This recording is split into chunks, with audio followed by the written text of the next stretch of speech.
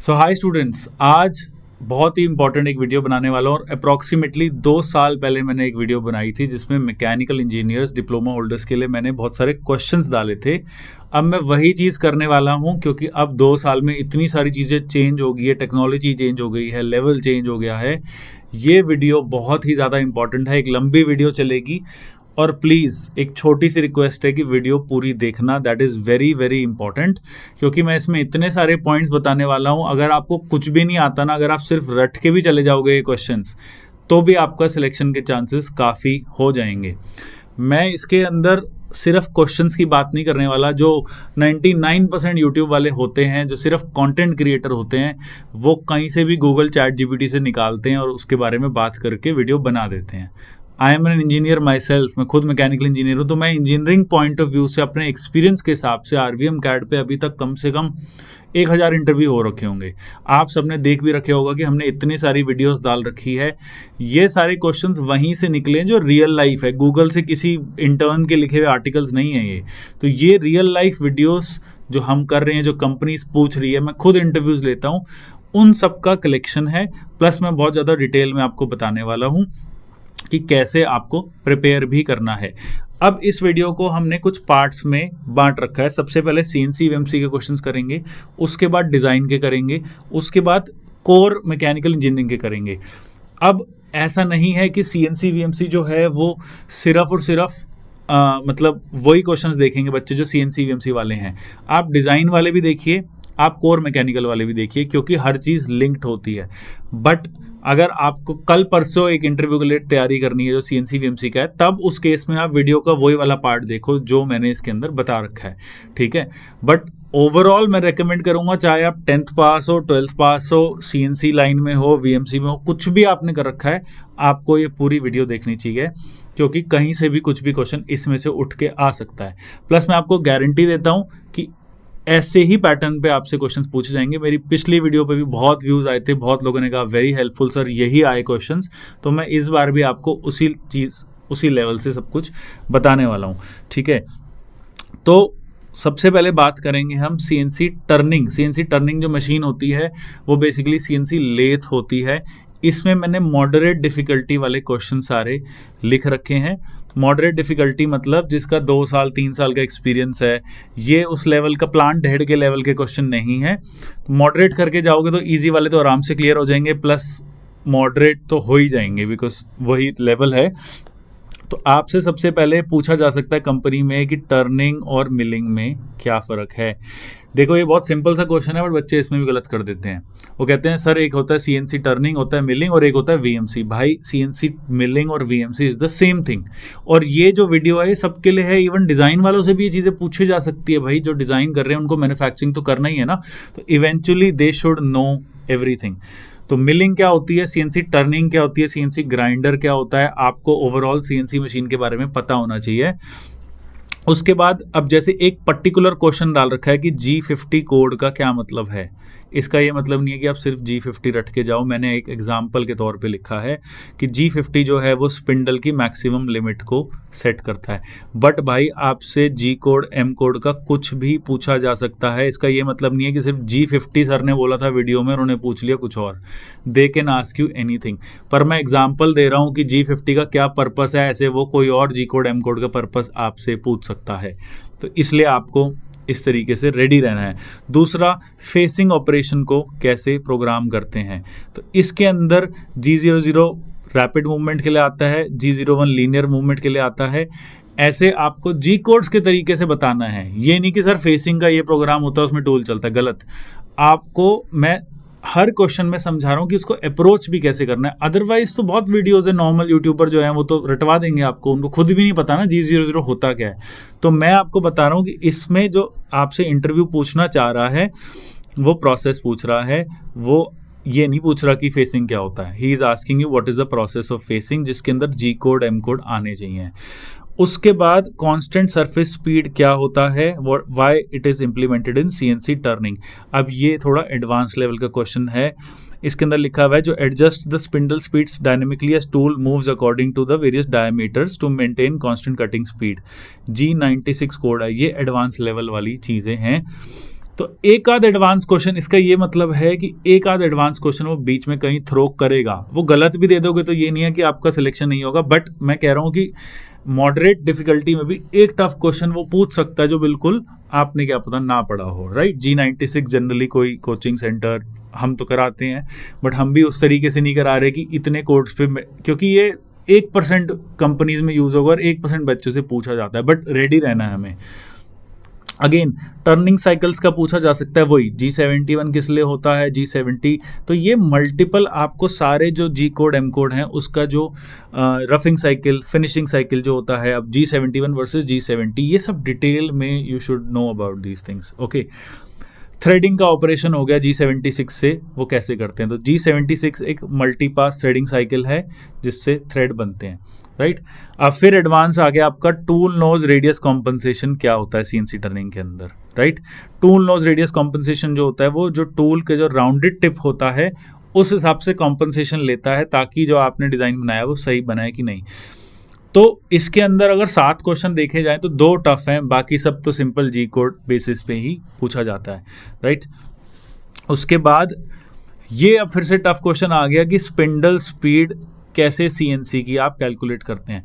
अब देखो real life में इसका कोई लॉजिक नहीं है पूछने का, क्योंकि ये स्कूल कॉलेज लेवल के क्वेश्चन है कि भाई cutting speed into 12 pi into work piece diameter. आजकल कैम सॉफ्टवेयर आ गए हैं उसमें यार ऑटोमेटिकली सब कुछ हो जाता है, ज़रूरत नहीं पड़ेगी आरपीएम निकालने की, बट नॉलेज दिखाता है कि बच्चे की नॉलेज कितनी है, राइट। और ये भी लिखा है कि कटिंग स्पीड जो होती है वो मटेरियल और टूल पे डिपेंड करती है, आरपीएम उस हिसाब से होती है। तो अगर आप ये आंसर भी ठीक दे रहे हैं ना तो आपको बोलना है कि सर कटिंग स्पीड तो टूल पे डिपेंड करती है, क्या मशीन है, क्या पार्ट है, टाइटेनियम काट रहे हो कि यार लोहा काट रहे हो, what we are doing. So all of these things will be asked. उसके बाद आपसे ये भी पूछा जाएगा थ्योरेटिकल क्वेश्चंस की टूल ऑफसेट कैसे इसके अंदर प्रिसीजन इंश्योर करने के लिए हम किस तरीके से सेट करते हैं, राइट। अगेन क्वेश्चन आ गया कुछ भी जैसे जो जी कोड एम कोड होते हैं ना जो बिल्कुल नेक्स्ट लेवल, जैसे 96 97 ये सारे आपके सीरीज में हैं, तो 96 97 जो है उसमें क्या फ़र्क है ऐसे आपसे पूछा जाएगा। कैंड साइकिल जो होती है इसको लोग कैनेड साइकिल भी बोलते हैं, एक्चुअली कैंड साइकिल बोला जाता है इसको, उसके बारे में बताइए। तो मैंने एक जनरल कैटेगरी बता दी, मशीन के बारे में पूछा जाएगा, जी कोड एम कोड के बारे में पूछा जाएगा। अब मशीन के बारे में मैंने बोला था ना, आ गया टेल स्टॉक का क्या मीनिंग होता है, टेल स्टॉक किस लिए होता है, राइट। वो इसलिए होता है कि डिफ्लेक्शन को प्रिवेंट करने के लिए दूसरी साइड से भी एक सपोर्ट दे देते हैं, उसके टेल स्टॉक हम बोलते हैं। अब वो पूछ सकता है और डीप में घुसेगा, वो कहेगा भाई कि छोटा सा पार्ट है तो टेल स्टॉक की जरूरत है, तब नहीं है, बहुत बड़ा हैवी पार्ट है तो जरूरत है। तो डिपेंड करता है आप किस तरीके से किस लेवल पे कितनी डेप्थ में आपसे वो जा रहा है। ऑपरेटर से इतनी चीज़ें तो पूछेंगे भी नहीं, प्रोग्रामर से सारी चीज़ें पूछी जाएगी, सेटर से पूछी जाएगी, ठीक है। तो उसके बाद कुछ और क्वेश्चन है, इसको मैं क्विकली कवर करूंगा। टेपर टर्निंग का कैसे प्रोग्रामिंग होती है, चैटर जो होता है सीएनसी टर्निंग में वो क्या होता है और कैसे इसको मिनिमाइज करना है। चैटर जो होता है वाइब्रेशन होता है, ये एक्सपीरियंस वालों के क्वेश्चन है। नए लड़के को क्या पता यार वाइब्रेशन क्या होती है, वो यहाँ पढ़ा है, उसने कभी ज़्यादा काम करा नहीं है इंडस्ट्री में, तो ये सारी चीज़ें एक्सपीरियंस वाले लोगों से पूछी जाती है। पार्टिंग ऑफ ऑपरेशन क्या होता है, कैसे उसकी प्रोग्रामिंग होती है। ग्रूविंग ऑपरेशन के लिए कैसे टूल को सेट किया जाता है, राइट। सेफ्टी मेजर्स के बारे में बात कर सकते हैं, मशीन मेंटेनेंस के बारे में बात कर सकते हैं, और फिर सिंपल क्वेश्चन फिर से पूछ सकते हैं भाई रफिंग और फिनिशिंग में exactly what is the difference. Central drilling का ऑपरेशन सीएनसी टर्निंग में हम कैसे करते हैं, राइट। देन उसके बाद जो कटिंग टूल का मटेरियल है वो कैसे चूज करते हैं। So this is also an advance question, क्योंकि इसमें बहुत सारी चीज़ें पूछी जा सकती है। कटिंग टूल के अंदर आप जितना ज़्यादा आपको एक्सपीरियंस होगा उतनी चीज़ें आप बता सकते हैं लोगों को, राइट। तो सीएनसी के 20 क्वेश्चन है जो मुझे लगता है एक अच्छे मॉडरेट लेवल के हैं। अब इजी में तो वो सिंपल वर्नियर दे देगा, स्क्रू केज दे देगा, 2-4 जी कोड एम कोड पूछ लेगा और रख लेगा आपको। मैंने ये प्रोग्रामर लेवल के हिसाब से बनाए हैं क्वेश्चंस। इसके बाद अब हम आते हैं second part of the video which is VMC programming questions, ठीक है। VMC प्रोग्रामिंग क्या होती है भाई, हमारी मल्टी एक्सिस होती है, ठीक है। इसमें X Y Z तीनों एक्सिस चल रहे होते हैं, ऊपर से टूल आता है, फिर 4 एक्सिस 5 एक्सिस भी आता है। इसमें भी मैं मॉडरेट लेवल के क्वेश्चंस बता रहा हूँ, बहुत ज़्यादा एडवांस नहीं बता रहा। जो 4 एक्सिस 5 एक्सिस वो बहुत ज़्यादा हाई लेवल हैं। तो इसमें ये पूछ सकता है भाई कि क्लाइंब मिलिंग और कन्वेंशनल मिलिंग के बीच में क्या फ़र्क होता है। अब क्लाइंब मिलिंग में क्या होता है, the cutter rotates in the same direction as the feed, और कन्वेंशनल में क्या होता है, कटर फीड के अगेंस्ट घूमता है, राइट। क्लाइंब और कन्वेंशनल, ये चीज़ें आपके डेलकेम पावर मिल में भी ऑप्शन आता है, क्लाइंब करना है कि कन्वेंशनल करना है। उसके बाद कटर कॉम्पनसेशन जो होती है G40, G41, G42, इसके बारे में बताइए। तो जी कोड्स के बारे में तो पूछा ही जाएगा, प्लस CNC मिलिंग में देखिए और सीधा बोल देगा G54 से G59 सबका मीनिंग बताओ क्या यूज़ होता है। फिर कैंट साइकिल आपकी G88 CNC मिलिंग में, ये भी बताइए इसका क्या होता है, राइट। और आपको पूरा ऐसे कोड भी लिख के दे देगा कि G81 Z10 R2 F100 है, क्या मतलब है इसका। तो आप इसको पूरा बताना पड़ेगा भाई, Z जो है वो डेप्थ है, R रिट्रैक्ट हाइट है, F फीड हाइट है, आपको ये पूरा कोड पढ़ना आना चाहिए। फिर उसके बाद आएगा टूल लेंथ ऑफसेट, ये क्यों हमारा क्रिटिकल होता है, क्यों ज़रूरी है ये टूल, जो Z का जो ऑफसेट होता है, वाई इज इट, क्योंकि ऑब्वियसली कितना नीचे जाएगा वो टूल, वो तो सेट करना बहुत ज़रूरी है ना। फिर इसके अंदर भी पूछ सकते हैं RPM बताइए क्या होती है, cutting speed into 12 and pi into tool diameter. फिर again questions related to G code, M code. G90 बहुत ज़रूरी है, G91 बहुत ज़रूरी है। G90 और G91 कहाँ पे आता है, ये नॉलेज टेस्ट करेगा आपकी कि G90 प्रिसाइज मूवमेंट्स के लिए आता है और G91 रिपीटेटिव ऑपरेशंस के लिए आता है, जैसे होल पैटर्न्स के लिए। तो मैंने ये सारा लिखा हुआ है, आप इसमें बार बार स्क्रीनशॉट ले सकते हो आंसर्स के लिए। आंसर्स मैं सबके नहीं एक्सप्लेन कर सकता कि वीडियो घंटों में चली जाएगी, मैं मेन आपको पैटर्न बता रहा हूँ कि क्या पूछा जाएगा, ठीक है। ऑप्टिमाइजेशन का पूछ सकता है कि कैसे साइकिल टाइम रिड्यूस करना है। ऑप्टिमाइजेशन CNC में ज़्यादा पॉसिबल नहीं है, टर्निंग में, VMC में बहुत है। VMC में छोटी छोटी ऑप्टिमाइजेशन से प्रोग्राम घंटों कम ज़्यादा हो सकता है। तो उसमें रैपिड मूवमेंट ये होती है, अगर वो कट कर रहा है तो ऊपर हवा में कितना चलेगा, that is called rapid movement, उसको हम कम कर सकते हैं, ठीक है। हम जो सिमिलर ऑपरेशंस है उसके अंदर हम एक ही साइकिल में उसको कर सकते हैं, मल्टीपल स्टैक साइकिल्स में, ताकि टूल चेंज हो, टूल चेंज में भी टाइम लगता है ना। तो ये सारी चीज़ें जो है आपको अपनी नॉलेज पूरी उसके अंदर दिखानी पड़ेगी। अब टूल वेयर के लिए क्या कॉमन चीज़ें होती है, अब टूल वेयर कब होता है ज़्यादा, कोई लड़का है क्या होता है बहुत ज़्यादा टूल तोड़ रहा है, बहुत ज़्यादा स्पीड पे काम कर रहा है, स्पीड रेट बहुत ज़्यादा दे रहा है, उसमें टूटेगा, कूलेंट आपने कम चलाया है। तो ये सारी चीज़ें आपको पता होनी चाहिए, कैसे उसको प्रिवेंट करना है, ये सारी चीज़ें भी पता होनी चाहिए, ठीक है। टूल ऑफसेट बहुत ज़्यादा ज़रूरी है CNC मिलिंग में, जब हमारा प्रोग्राम आता है तो उसके अंदर हमें ऑफसेट लेने पड़ते हैं। कूलेंट का क्या फ़ायदा होगा, जनरल CNC मिलिंग मशीन से रिलेटेड पूछेंगे। बैकलैश कॉम्पनसेशन भी पूछेंगे CNC मिलिंग में कि क्या होता है। बैकलैश कॉम्पनसेशन क्या होता है, यहाँ पे सब कुछ लिखा हुआ है, आप इसको पढ़ सकते हैं। जो स्मॉल मूवमेंट्स होती है जब रिवर्सिंग करते हो आप एक्सिस की, तो उसको बैकलैश कॉम्पनसेशन आप बोलते हैं। पॉकेट मिलिंग क्या होता है, राइट। पॉकेट मिलिंग होती है कि एक पर्टिकुलर पॉकेट है, डीप पॉकेट है, उसके बहुत सारे तरीके होते हैं, कितना डेप्थ ऑफ कट रखना है, कौन सा टूल लेना है, lot of things are involve in this. Tool changer जो ATC होता है उसका क्या फंक्शन होता है, टूल चेंजर का कोड कौन सा होता है, वो भी आप कमेंट में बताइए क्या होता है। लीड इन और lead out time CNC milling में क्या होता है, this is also very important. और पुअर फिनिश को कैसे हम ट्रबल शूट करेंगे, फिनिशिंग कैसे इंश्योर करेंगे हाईएस्ट हो, राइट। की फैक्टर्स जो आप राइट टूल सेलेक्ट करने के लिए कौन से होंगे। अब ऑब्वियसली अगर आप रफिंग कर रहे हैं तो एंड मिल यूज़ करते हो, फिनिशिंग में बॉल नोज यूज़ करते हो, मटेरियल कौन सा यूज़ करोगे, कौन सी टूल ज्योमेट्री होगी, ये सारी चीज़ें एडवांस लेवल पे पूछी जाती है। प्लस आपको अगेन एक कोड दे दिया जाएगा कि इसके अंदर बताइए इसका क्या मीनिंग है। तो CNC VMC में मैंने आपको एक अच्छा खासा ओवरव्यू दे दिया कि अगर आप लोअर लेवल पे काम कर रहे हैं, एक स्टार्टिंग लेवल पे काम कर रहे हैं, तो ज़्यादा चीज़ें नहीं पूछी जाती। They are mostly concern about कि आपको G कोड M कोड ठीक ठाक लेवल से आते हैं और आप मेजरिंग इंस्ट्रूमेंट्स कर सकते हो बस। बट ये जो मैंने क्वेश्चंस बताए ये डीप नॉलेज वाले प्रोग्रामर्स के लिए हैं, जो हायर लेवल सैलरी 30,000 40,000 50,000 प्लस की सैलरीज वाले हैं, उन लोगों के लिए है, ठीक है। इसके बाद हम स्टार्ट करेंगे अब design and manufacturing related questions और कोर मैकेनिकल। ये दोनों भी बहुत ज़रूरी है और CNC VMC वालों को अगर डिज़ाइन में इंटरेस्ट नहीं है, एटलीस्ट कोर मैकेनिकल वाले में ज़रूर आप देखिए। बात करने वाले हैं डिज़ाइन एंड मैन्युफैक्चरिंग क्वेश्चंस की। देखो भाई, डिज़ाइन में मैं इतनी चीज़ें आपको बता सकता हूँ कि मैं 3 घंटे खींच सकता हूँ वीडियो, बट मैं आपको 2 मेन रूल्स बता रहा हूँ। एक GD&T, ठीक है, उससे इंपॉर्टेंट कुछ भी नहीं है। चाहे तुम्हें कैटिया आता है, तुम्हें NX आता है, सॉलिडवर्क्स आता है, कुछ भी आता है, GD&T is the most important thing. और दूसरा इंजीनियरिंग ड्राइंग्स, जिसमें आप प्रोजेक्शंस कर पा रहे हो, डायमेंशंस का आपको पता है, हिडन लाइंस का पता है, हम सेक्शंस कैसे दिखाते हैं, हम किस तरीके से ड्राफ्टिंग करते हैं, that is very very important. ये दोनों चीज़ें कर लोगे, चाहे टेक्निकल नॉलेज भी ज़ीरो हो, शायद आपको कोई कंपनी रख लें। ओके, बट मैन्युफैक्चरिंग के बारे में भी पूछ सकते हैं डिज़ाइन वालों से, जनरल मैकेनिकल इंजीनियरिंग के क्वेश्चंस भी पूछ सकते हैं। They can ask you literally anything related to mechanical, तो वो सारी चीज़ों में भी रेडी रखना है आपको।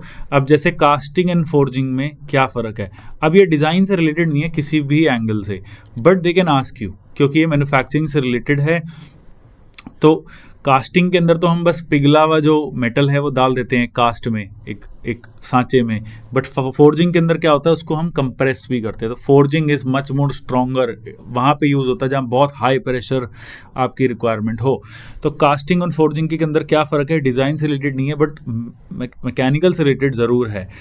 ऐसे टॉलरेंस गैप, टॉलरेंस सारा GD&T में आता है, ठीक है। ये यहाँ से फिर GD&T का पूछेंगे, टॉलरेंस पूछेंगे क्या होती है, GD&T की फुल फॉर्म पूछेंगे, सिंबल्स पूछेंगे आपसे GD&T की, और GD&T की मैंने बहुत सारी आपको दिखा रखी है, बहुत सारी वीडियोज़ है मेरी, उसका लिंक भी डाल देंगे, वो ज़रूर देखना है, वो कंपलसरी है।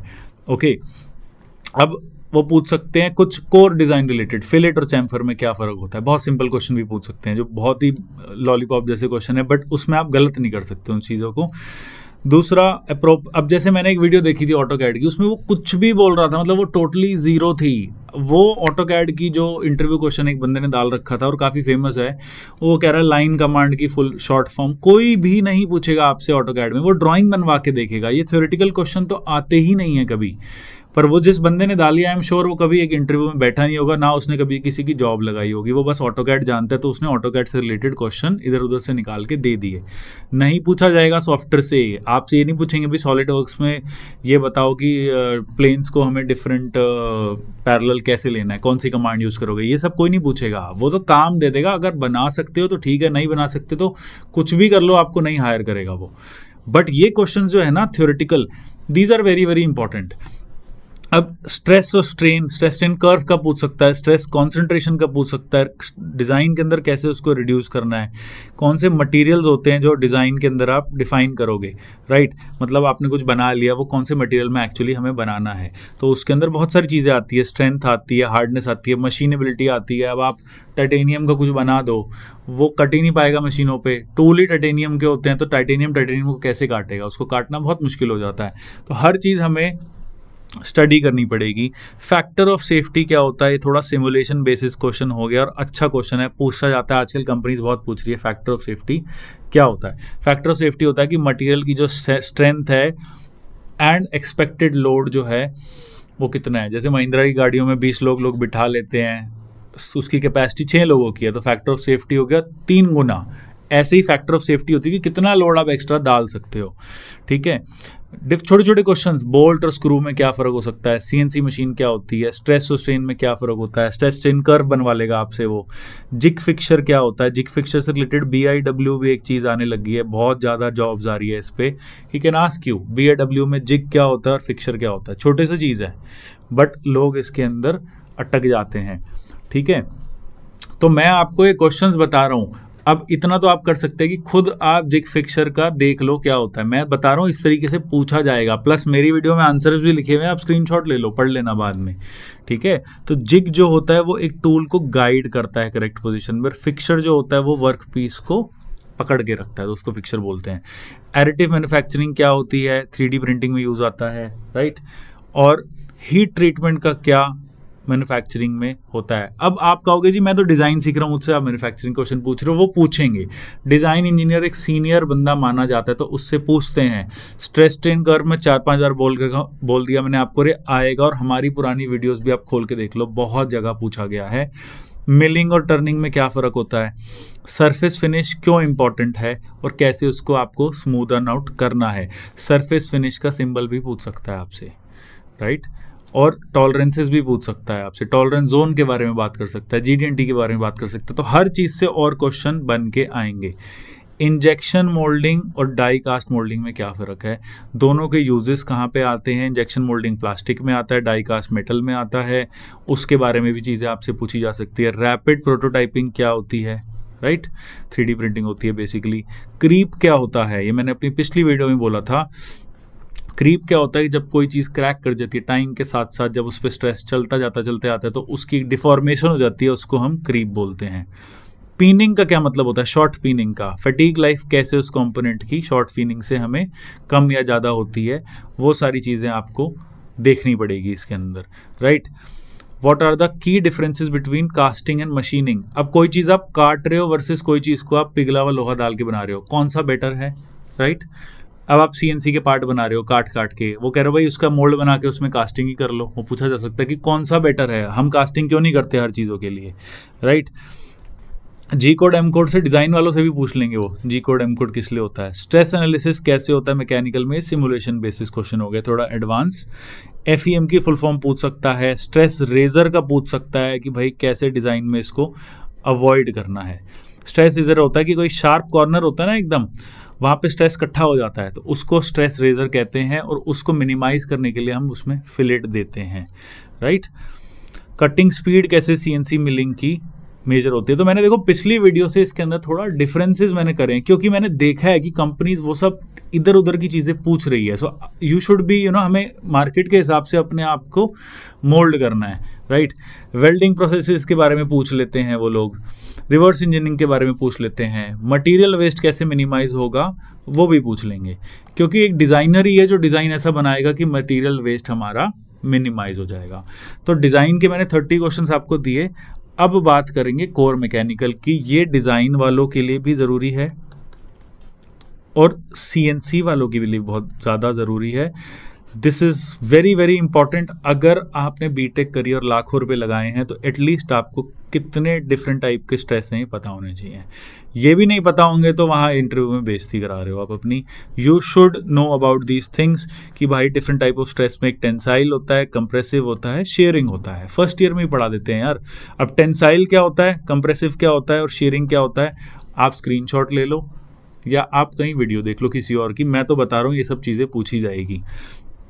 थर्मल कंडक्टिविटी क्या होती है, थर्मोडायनेमिक्स का क्वेश्चन है, बहुत ही बेसिक क्वेश्चन है वो थर्मोडायनेमिक्स का, कुछ ना कुछ तो पूछेगा आपसे। सेंटर ऑफ ग्रेविटी एक कॉम्प्लेक्स ऑब्जेक्ट की कैसे निकाली जाती है, होती क्या है। अब आप इसमें एक अगर स्मार्ट लड़के हो, कॉन्फिडेंस है आपको, तो आप ये भी बोल सकते हो कि सर मैं डिज़ाइन बना के भी सॉलिड वर्क्स में भी बता सकता हूँ सेंटर ऑफ ग्रेविटी इसकी कहाँ पे आ रही है। डिज़ाइन सॉफ्टवेयर बता सकता है सारी चीज़ें, ठीक है। मोमेंट ऑफ इनर्शिया क्या होता है और बीम डिज़ाइन में मोमेंट ऑफ इनर्शिया कैसे कैलकुलेट होता है, ये भी आपसे पूछ सकते हैं। फ्लूइड मैकेनिक्स के प्रिंसिपल पूछ सकते हैं। यहाँ पे एक कंपनी आती है फ्लोवेल, वो काम ही सारा उनका टर्बाइंस का, उन्होंने बहुत क्वेश्चंस पूछे उन्होंने फ्लूइड डायनेमिक्स के, पंप्स के, कंप्रेसर्स के। तो जो इंडस्ट्री है वो भी आपको स्टडी करके जाना है, उस हिसाब से अपने आप को प्रिपेयर करना है, ठीक है। तो मैं ये बस बता रहा हूँ कि ये मेन चीज़ें पूछी जा सकती है। एफईएम का ज़्यादा कोई नहीं पूछेंगे क्योंकि ना कॉलेज में होता है ना आपसे एक्सपेक्टेड है, बट फ्लूइड मैकेनिक्स का पूछा जा सकता है। मैकेनिकल जॉइंट्स का पूछा जा सकता है, कितने तरीके के जॉइंट्स होते हैं, वेल्डेड होते हैं, बोल्टेड होते हैं, बोल्टेड के अंदर नट्स एंड स्क्रूज होते हैं, बोल्ट्स होते हैं, वेल्डेड के अंदर उसको परमानेंटली हम वेल्डिंग कर देते हैं, ठीक है। Static equilibrium analysis truss structure पे कैसे करेंगे, अगर स्टील का एक स्ट्रक्चर है तो उस पर स्टैटिक एनालिसिस कैसे करेंगे। सॉलिड वर्क्स में हो जाता है, स्टैट प्रो में हो जाता है, ठीक है। इसके बारे में पूछा जा सकता है।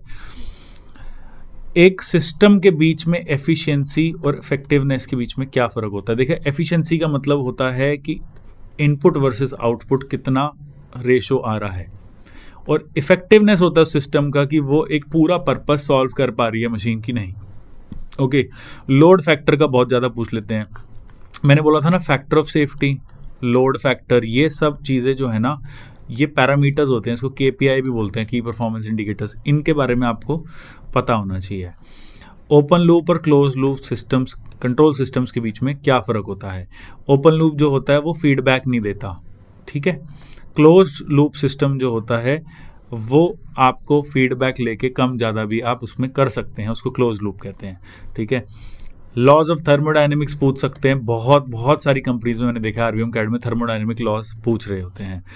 इंजन का पावर आउटपुट किस तरीके से मेजर किया जाता है, ठीक है। और टॉर्क और पावर के बीच में क्या फ़र्क है वो भी पूछ सकते हैं। विस्कोसिटी का क्या रोल है फ्लूइड में, व्हाट इज़ विस्कोसिटी, विस्कोसिटी का फॉर्मूला, वो सारी चीज़ें आपसे पूछ सकते हैं। सिलेक्शन ऑफ पंप, मैंने बोला था ना फ्लूइड डायनेमिक्स से पंप्स के बारे में जरूर पूछेंगे, पंप्स और गियर्स के बारे में पूछा ही जाता है।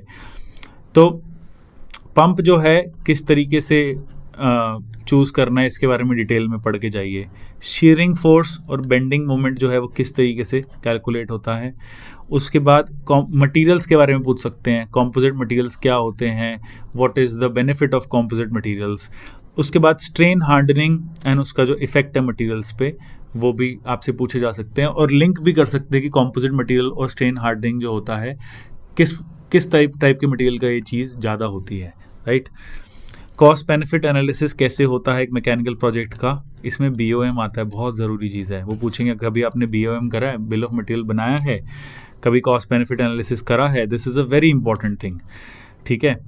टॉर्क कन्वर्टर का पूछ सकते हैं, मैंने कहा ना गियर्स का पूछेंगे और पंप्स का पूछेंगे। अब torque converter is a type of a gear, तो नॉर्मल गियर्स का भी पूछा जा सकता है, टाइप्स ऑफ गियर्स का पूछा जा सकता है, टॉर्क कन्वर्टर का पूछा जा सकता है।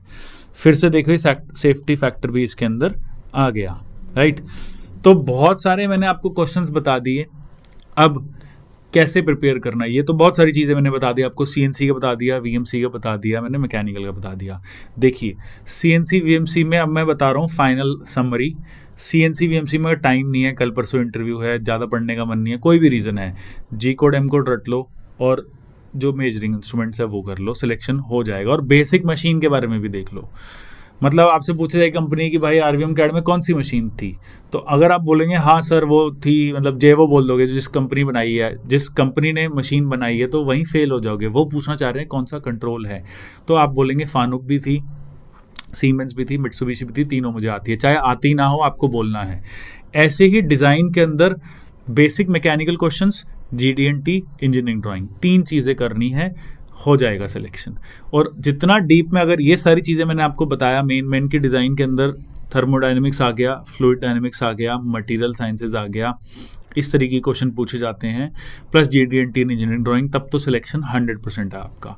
तो अगर आपको ये क्वेश्चंस अच्छे लगे तो प्लीज़ कमेंट करिए, एंड कुछ और आपको क्वेश्चंस पूछने हैं या आपसे कुछ पूछा गया था वो भी आप कमेंट में डाल सकते हो, and I hope that this video will help you out. Thank you so much.